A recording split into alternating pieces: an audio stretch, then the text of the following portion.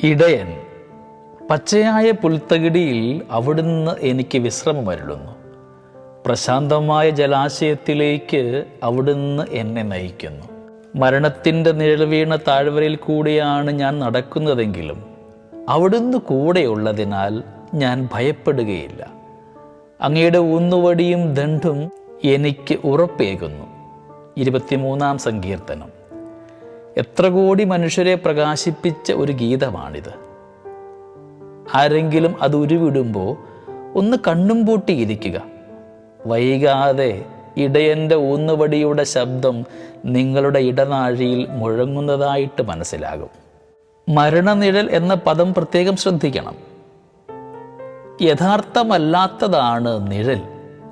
എല്ലാ ഭയങ്ങളുടെയും വേര് മരണഭയം തന്നെയാണ്.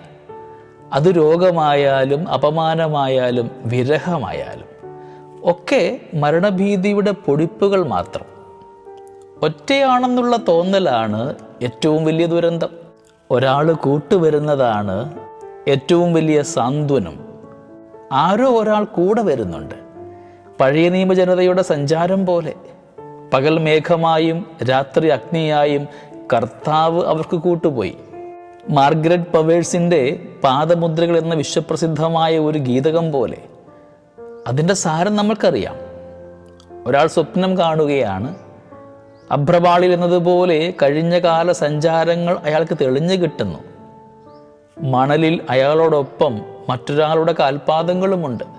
അത് ദൈവത്തിൻ്റെതാണെന്ന് അയാൾക്കറിയാം. എന്നാൽ അയാളെ അമ്പരപ്പിച്ചത് അയാളുടെ കഷ്ടസംവത്സരങ്ങളുടെ കാഴ്ചയായിരുന്നു. ഒരു ജോഡി കാൽപാദങ്ങൾ മാത്രം. അയാൾ ദൈവത്തോട് പരാതി പറഞ്ഞു.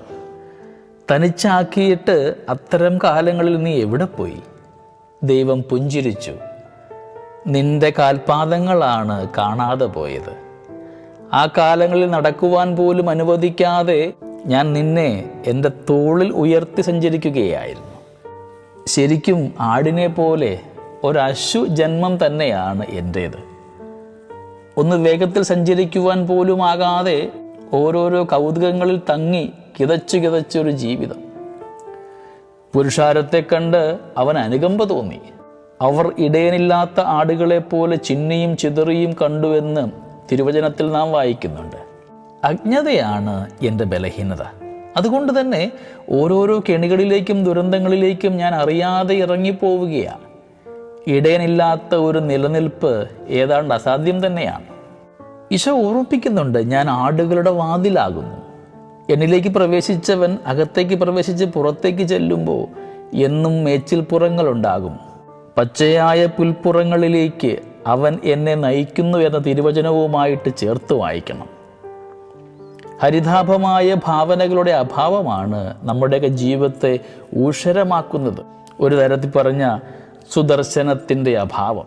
ലോകം എല്ലായ്പ്പോഴും എല്ലായിടത്തും ഭംഗിയുള്ളതാവണമെന്നില്ല. നമ്മുടെ കാഴ്ചപ്പാടാണ് അതിന് മാറ്റമുണ്ടാകുവാൻ നമ്മെ സഹായിക്കുന്നത്. പണ്ടെപ്പോഴോ കേട്ട ഒന്നാണ്. ഒരു പൊതുവേദിയിൽ വെച്ച് ഒരു ഗായകൻ തൻ്റെ ഇമ്പമാർന്ന സ്വരത്തിൽ 23-ാം സങ്കീർത്തനം പാടുന്നുണ്ട്. അവിടെ കൂടിയിരുന്ന സദസ്സ് കരഘോഷം മുഴക്കി. പിന്നെ പ്രാർത്ഥനയ്ക്കിടയിൽ ഒരു വൃദ്ധ വൈദികൻ ആ സങ്കീർത്തനം മെല്ലെ മെല്ലെ ഉരുവിട്ടു. ആൾക്കൂട്ടത്തിൻ്റെ മിഴികൾ നനഞ്ഞു തുടങ്ങി.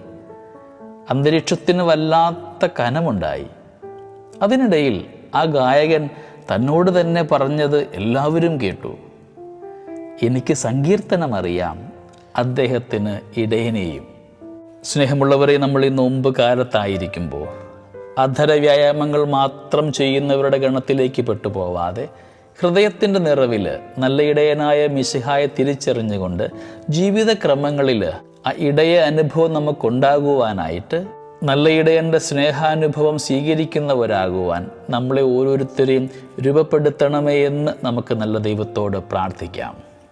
ദൈവം നമ്മളെ എല്ലാവരെയും സമൃദ്ധമായി അനുഗ്രഹിക്കട്ടെ.